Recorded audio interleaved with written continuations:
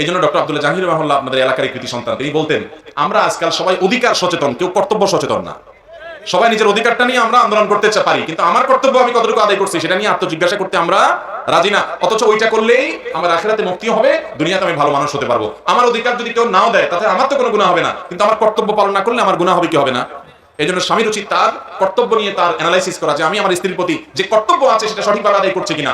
বিশেষ করে তরুণরা অনেক বেশি আছেন এই সমাজে, আমি আপনাদের কাছে আহ্বান করব, বিয়ে করার পর স্ত্রীকে তুচ্ছ তাচ্ছিল্য করা, ছোট লোকের মতো আচরণ করা থেকে বিরত থাকবেন। আমার নবী করিম সাল্লাল্লাহু আলাইহি ওয়াসাল্লাম স্ত্রীদের অনেক কাজ তার কাছে খারাপ লেগেছে বা ভালো লাগেনি, তারপরে তিনি কখনো স্ত্রীদের সাথে অন্যায় আচরণ তো পরের কথা, তুচ্ছ তাচ্ছিল্য হতে পারে, ছোট লোকের মতো কোনো কথা আমরা যেগুলো করি এগুলোর কথা ঘুণাক্ষরে কোনোদিন তার জীবনে ছিল না।